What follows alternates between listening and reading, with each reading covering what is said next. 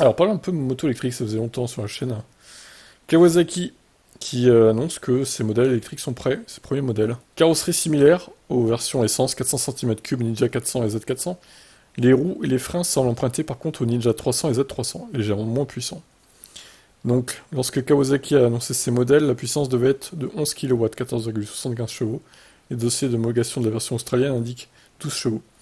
Selon les documents déposés, les poids indiqués sont de 135 kg pour le modèle ZE1 et de 140 kg pour le Ninja E1. Cependant, il n'est pas clair si ça inclut les deux batteries amovibles qui, selon Kawasaki, alimenteraient les motos. Alors, ils traduisent par les vélos, c'est un peu con, hein.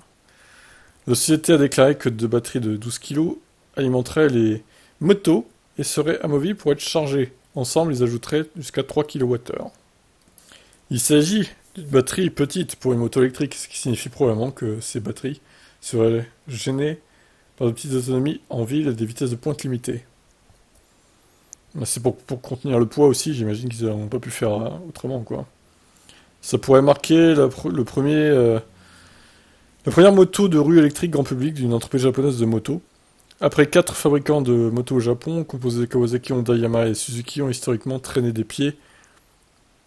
Les quatre, pardon, pourquoi après, je sais pas, ont traîné des pieds en matière de développement des motos électriques. Bien que chacun ait montré un certain niveau de progrès avec les prototypes, aucun n'a encore atteint la commercialisation d'une moto électrique, en dehors des scooters électriques de plus petits.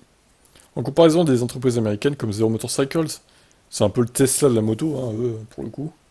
Ou alors comme Harley Davidson qui a déjà commercialisé la Livewire. Le fabricant italien de motos électriques Energica a également près d'une décennie de vente, en concurrence avec des motos sportives haut de gamme comme Ducati. Ces motos sont toutes équipées d'une batterie de moins de 14 kWh, ce qui signifie que ces motos Kawasaki de 3 kWh pourraient rouler à court avec une fraction de la batterie et des performances du moteur des rivaux des américains et italiens. Bon, 3 kWh c'est minable, enfin, il y aura quoi, 50 km d'autonomie, même pas. C'est pas terrible, hein, quand même, hein. Ouais, si, peut-être 50, hein, vu que ça consomme 6 kWh ou voire 5. Mais bon, 50 km, 60, c'est pas suffisant, hein, même pour une moto, c'est risible, quoi.